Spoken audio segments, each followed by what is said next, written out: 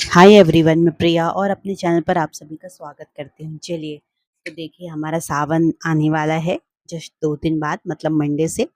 तो देखिए आज हम बताएंगे आपको कि सावन व्रत रखने के ऐसे 5 मूल नियम जो कि हर शिव भक्त को पता होना चाहिए।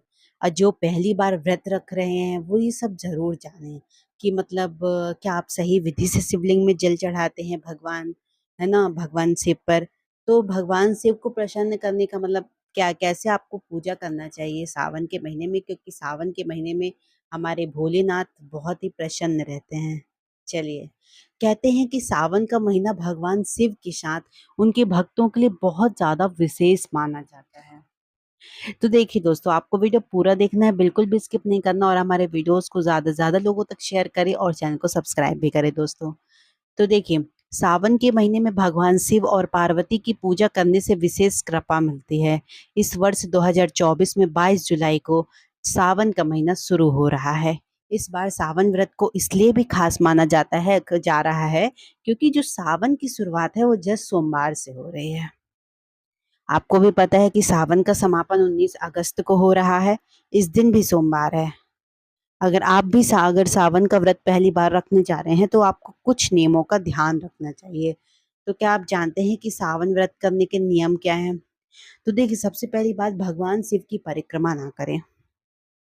कहते हैं कि पौराणिक मान्यता के अनुसार भगवान शिव की परिक्रमा ना करें। भगवान शिव की परिक्रमा नहीं की जाती है। शिवलिंग महादेव की प्रतिमा किसी भी परिक्रमा करना मतलब वर्जित है। क्यों? इसके अलावा शिवलिंग पर जो जल चढ़ाया जाता है, अगर वो आगे मतलब अगर बहकर नीचे आता है तो उसे कभी पार भी नहीं करना चाहिए। ठीक। फिर भगवान शिव की अगर आप पूजा कर रहे हैं तो उन्हें शंख से जल अर्पित कभी नहीं करना चाहिए। साथ ही शिव की पूजा में तुलसी के पत्ते, सिंदूर ना चढ़ाएं। भगवान शिव को सिंदूर नहीं चढ़ाया जाता, बल्कि उन्हें चंदन का तिलक लगाया जाता है। वहीं शिव जी की कृपा पाने के लिए उन्हें पीतल के लोटे से ही जल चढ़ाएं।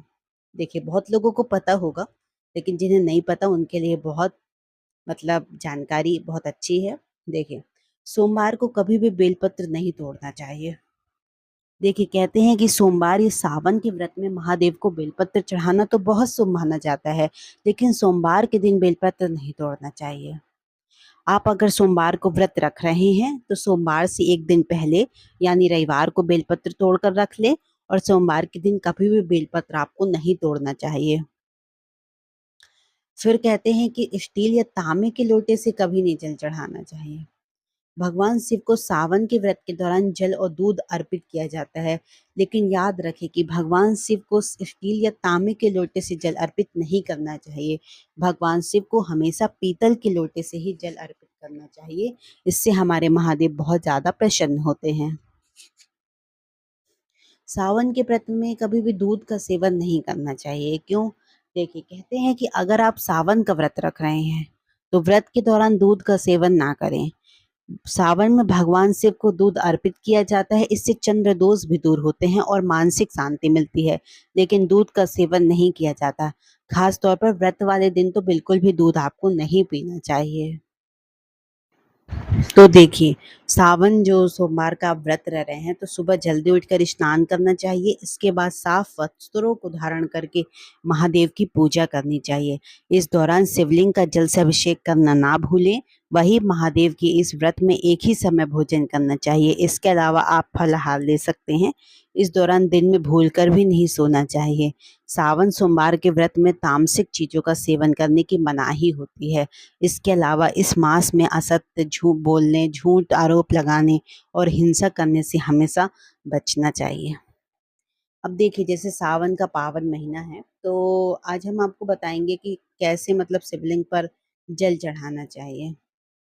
तो देखिए, भगवान शिव का जो प्रिय माह है, जो सावन चलने वाला है, कहते हैं कि सावन मास के दौरान भगवान शिव को जल चढ़ाने के लिए बिल्कुल उनके शीश पर चढ़ाते हैं। ज्योतिषों के अनुसार कहते हैं कि यह तरीका बिल्कुल सही तरीका नहीं है। तो कहा जाता है कि भगवान शिव को जो जल है वो अति प्रिय है। कहते हैं जल चढ़ाने मात्र से ही हमारे जो भगवान भोलेनाथ हैं वो प्रसन्न हो जाते हैं और अपने भक्तों की हर मनोकामना को पूरा कर देते हैं।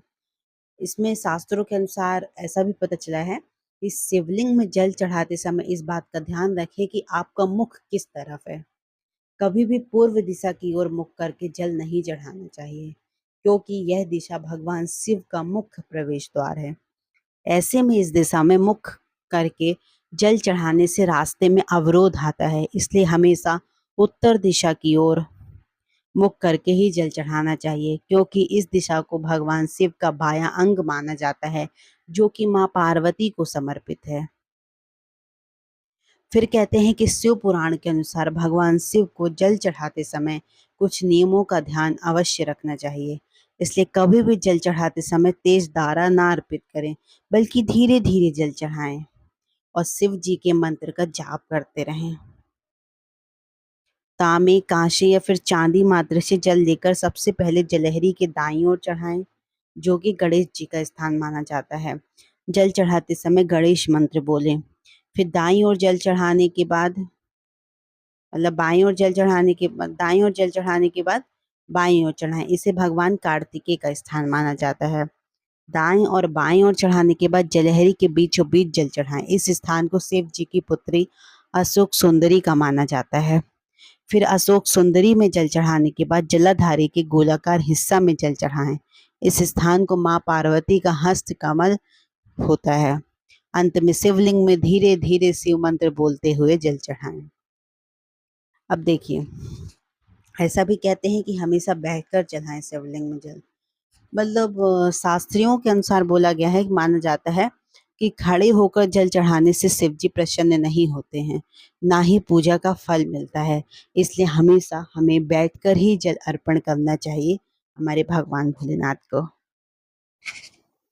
देखिए, यूँ तो भगवान की भक्ति किसी भी समय की जा सकती है, लेकिन पूजा सही समय पर की जाए तो शीघ्र फलों की प्राप्ति होती है।